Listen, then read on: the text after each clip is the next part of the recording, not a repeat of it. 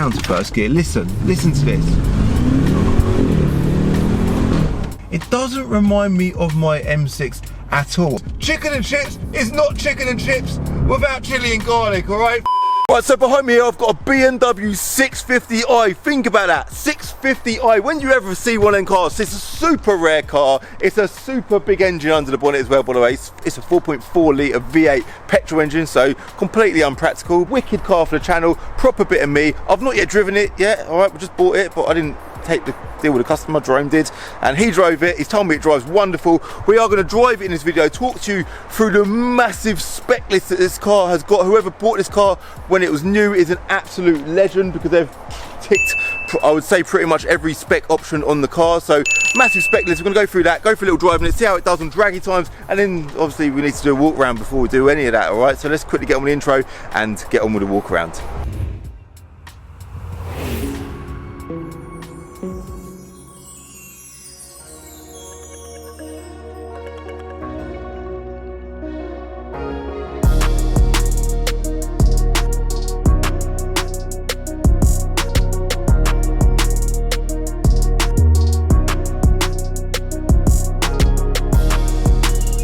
Here we go then, 2014 BMW 650i. What a bloody cool car this is. So I love the 6 Series BMW. When I was younger, they were a bit of a legend of a car on the road. BMW coupe with serious road presence. They stopped making them for years, and then they brought them back out again later on in time. And then they brought out the new modern 6 Series, which I've done a video on recently, the 635D. Loved them as well. They were super modern for their time. And then in 2011, I think, they brought out this version here. This is the F12 or the F13. They were available as a coupe, a Grand Coupe and a convertible, and yeah, in a few of them they put this engine, which is an N63 engine, which isn't the same as the S63 that's in the M6, because I had an M6. Amazing car that was. This is not an M6, this is just a 6 Series with a big engine under the bonnet, all right? So if you're one of them silly biddies that says, yeah, but basically I've got an M6 here, you have not got an M6. This is not an M6. This is just a big, beastly BMW 6 Series, all right? It deserves a lot of credit. It's going to get a lot of credit in this video, but it is half the price, literally half the price of an M6. You can probably get an entry-level M6 for a bit cheaper than that, but anyway, it ain't an M6. It's just a big fat Grand Tourer with a big fat petrol engine under the bonnet, all right? So the S63 V8 twin turbo that's in the M6 produces about 560 horsepower. It's a very, very similar engine, but this engine has 100 horsepower less than that engine, all right? This is the later version as well, so it's got 450 horsepower. The earlier versions have got just over 400. So this is like the most powerful 6 Series BMW you can possibly buy, bar the M6. Now, things that this car doesn't have, the M6 does have, is one, I say it doesn't have. This doesn't have a carbon roof, but it does have a panoramic roof. Again, this car was sort of aimed at luxury, right? If you want a luxurious Grand Tourer, then you buy a 6 Series. If you want a beastly performance-focused 6 Series, you're going to get an M6. I had my M6 for quite a long time, and I absolutely loved that car. Honestly, I rate them cars so much. It's quite a unique car. Some people would probably, the majority of people would probably rather buy like an M4 or an M3 for similar money, really, but what a 6 Series offers is far more luxury, all right? So yeah, an M6 has a limit slip diff at the rear. This doesn't have. Again, that's a massive M car feature. How did I even stand at the front of this car, by the way, without talking about them M slats on the grills? Now, I've had a closer look at these. This is to me, this is a little bit embarrassing, man. I don't like.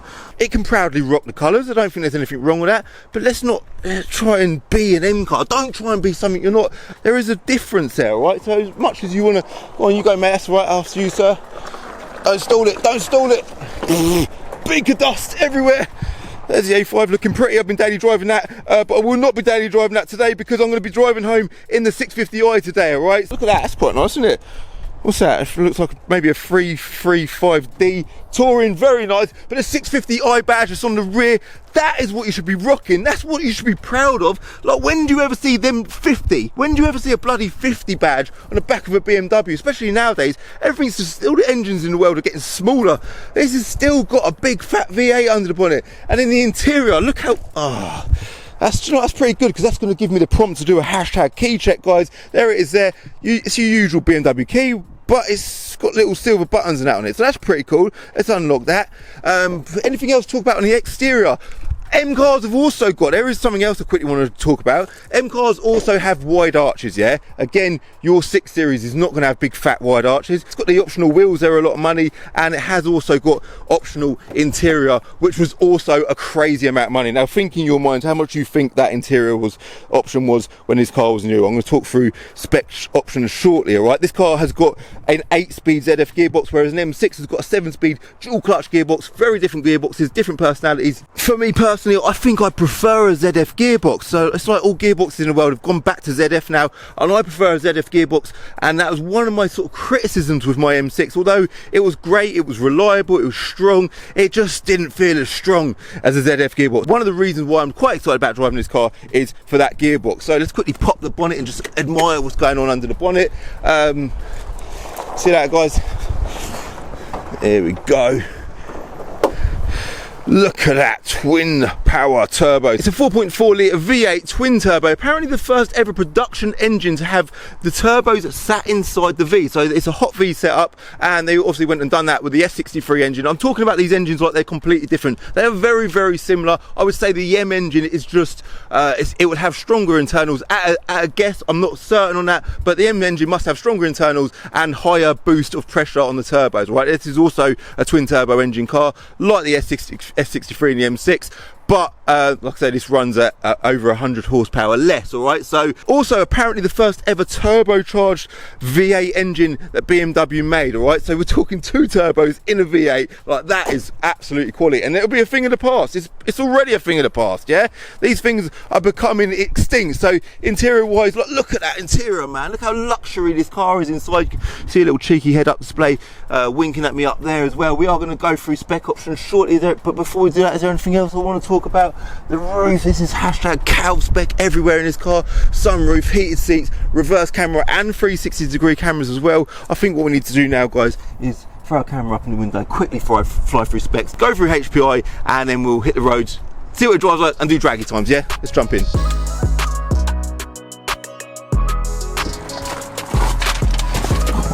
Wow. This, look at that. Look at that. Is that comfort access? I think it is.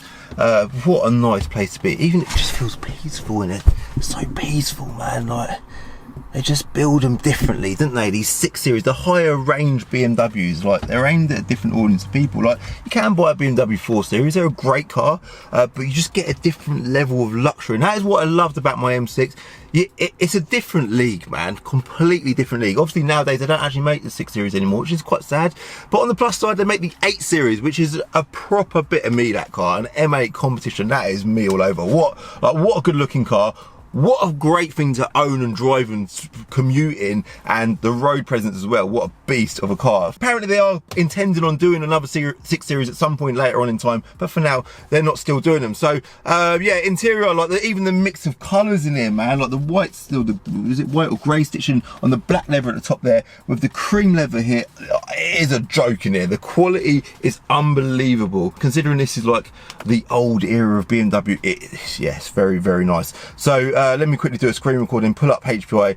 I know I've mentioned the word spec so much in this video, but this car, like, if you look at the price it is today, which we're going to talk about shortly, compared to the price it was new, the amount this car has depreciated is absolutely shocking, all right? But as expected, it's the nature of big petrol engine, I suppose, non-M cars, all right? So, do you know what, let me just start the engine first.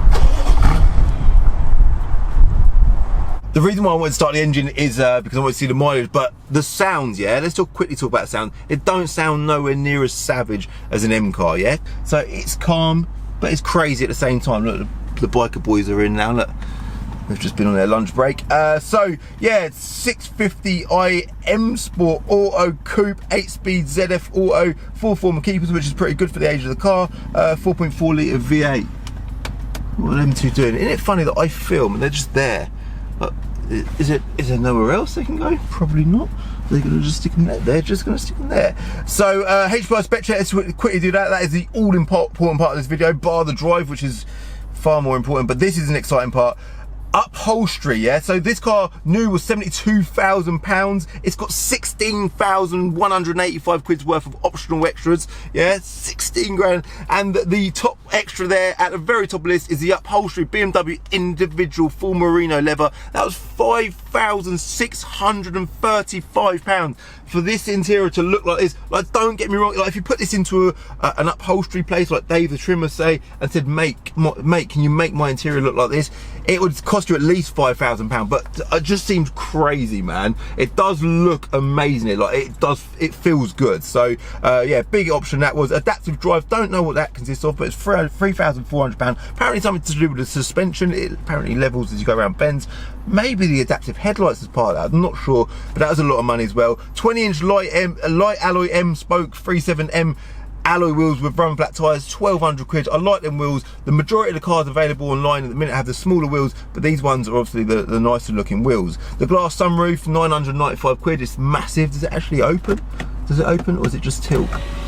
It's just a tilt sunroof, which is funny because I'm pretty sure the S-Class Mercs are similar, but you have got blinds as well, which is blinding, I suppose.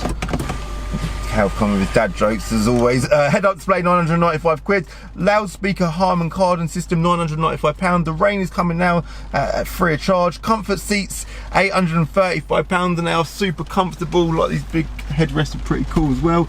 They've had enough of the rain. Look at the rain. It's real drive. It's gonna be a right laugh driving this, isn't it? I want to do draggy times, but typical. Surround view, 530 quid. That's a nice option, that is. Got a little button down here that brings it up on the dash. That's good. Reverse assist camera, again very good. I feel like that should be part of the surround view, but it's not. That was an additional 375 quid. Sun protection glass was 375 quid. Interior trim in BMW individual piano black was £345. So the piano black trimmed here, there and everywhere. They look very nice, very classy. I like the look of that. Tyre pressure monitoring, £255. Really? Like, really?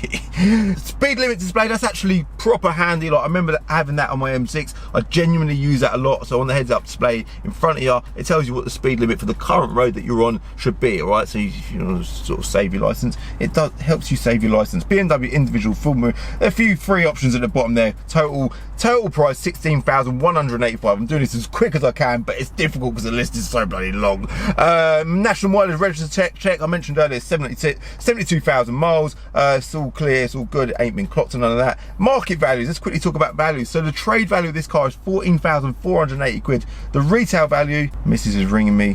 And then the retail value is 19,552 pounds. Oh my God, what a car for less than 20 grand. That is like M140i money. Now, admittedly, some people would much prefer to drive an M140i, but this is a seriously cool car for less than 20 grand, all right? An M6, you can get an M6 for as little as 25 grand. I think my actual M6, the one that I actually owned, like if you wanted a well-spec'd M6, yeah, because that is a super unique car. I think my one is currently available on the market. Should we have a look?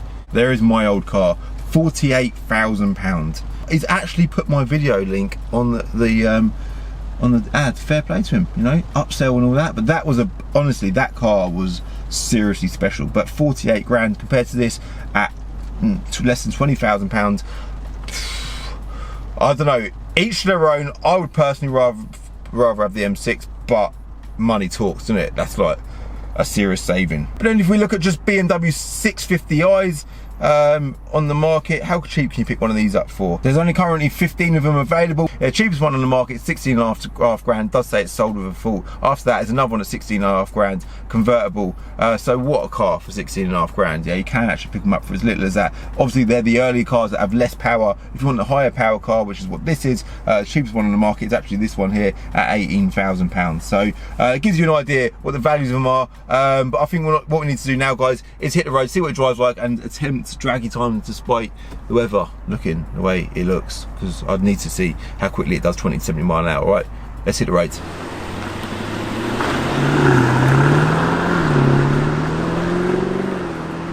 Gearbox is lovely on it, but you can see straight away it ain't no M6. Yeah, it is not M6, not making a noise of an M6. It's just not got that savagery that an M car or any M car has got. It's not about that, all right? What you don't have in this car that you do have in an M car is M1 and M2 buttons on the steering wheel, which it feels like it should have, to be honest, but it doesn't have, because if it did have, it would put it in the category of an M car, and it's not supposed to be that for the 15th time in this video, all right? But what we do have, which is very similar to an M135i and M140, is a little rocker switch here, which is stick up to sports mode, and we've got up to Sport Plus, which apparently turns traction control off. We can select it over to manual mode because we've got paddles behind the steering wheel, so we can manually select the gear. Even noise, yeah? We ain't got loads of noise, it's a completely stock car. Let's have a little listen.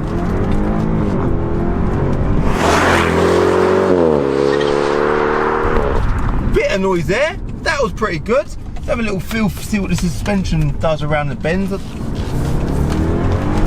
Back end sounded good there, didn't it?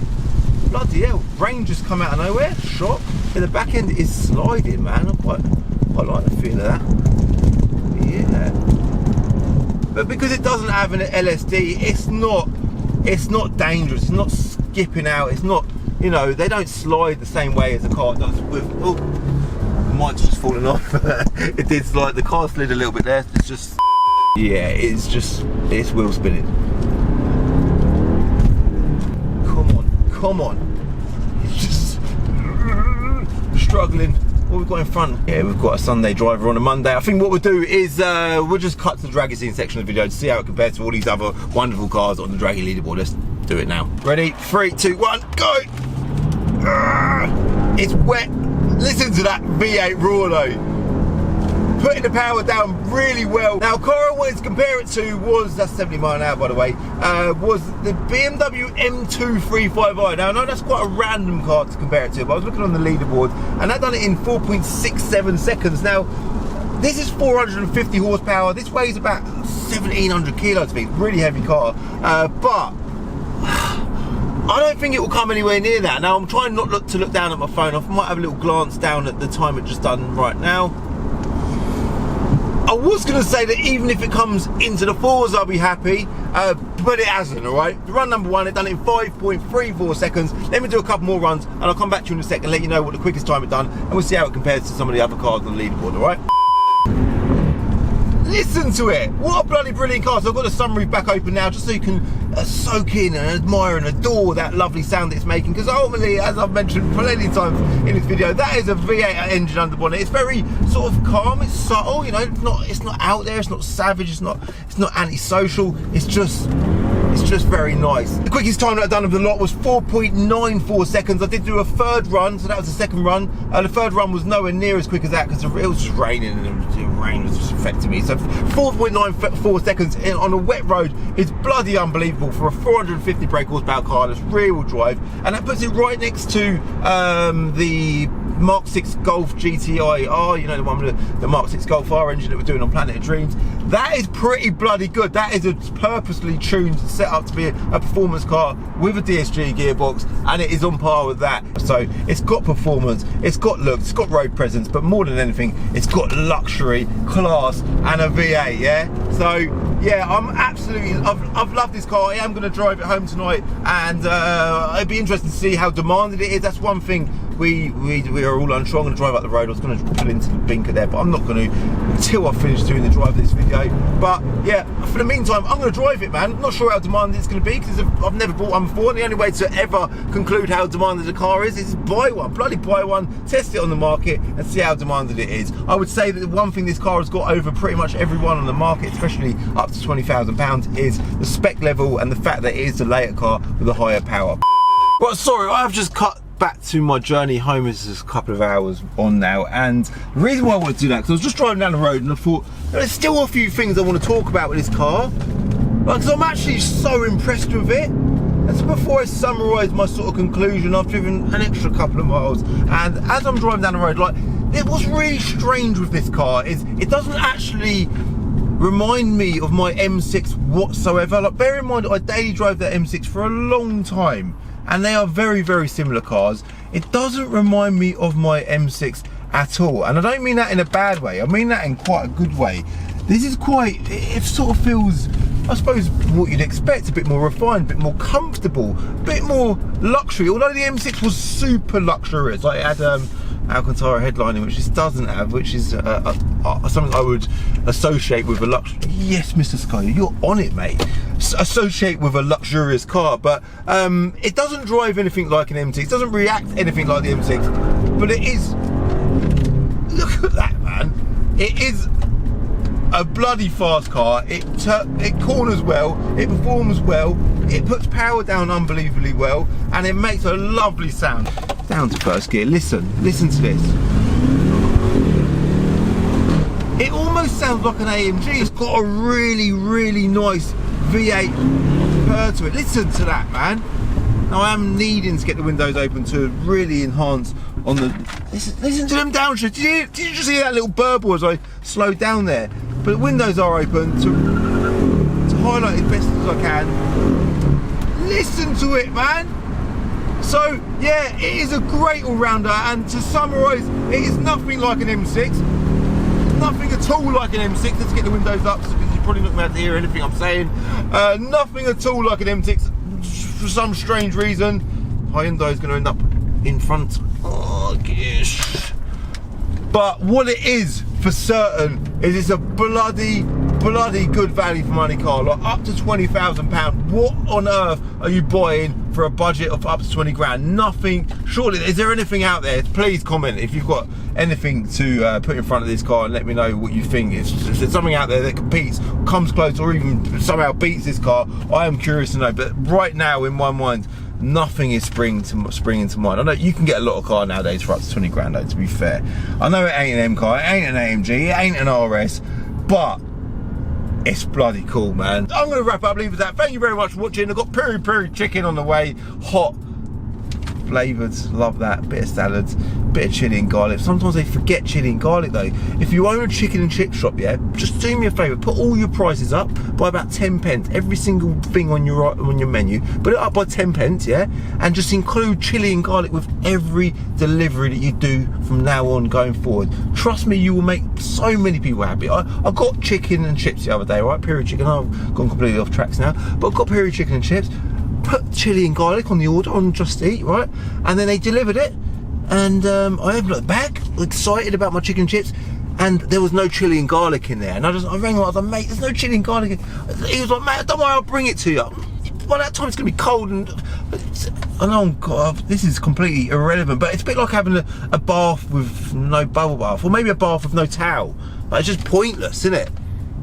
Chicken and chip shops, please change your policy. Include chilli and garlic in every single delivery that you do from now on. If it means you've got to put 10 pence on every product on your item, on your menu, please do it. Because chicken and chips is not chicken and chips without chilli and garlic, alright? Thank you very much for watching. I hope you liked this video. If you did like this video, do me a favour, hit the like button and hit subscribe if you're new. By the way, this car is advertised on bingcar.co.uk. These shorts, my hashtag on it shorts, if you did see them, you probably did, because you lot spot everything. If you want them, because it's bloody hot, see how it's raining earlier, now it's not bloody raining, it's bone dry.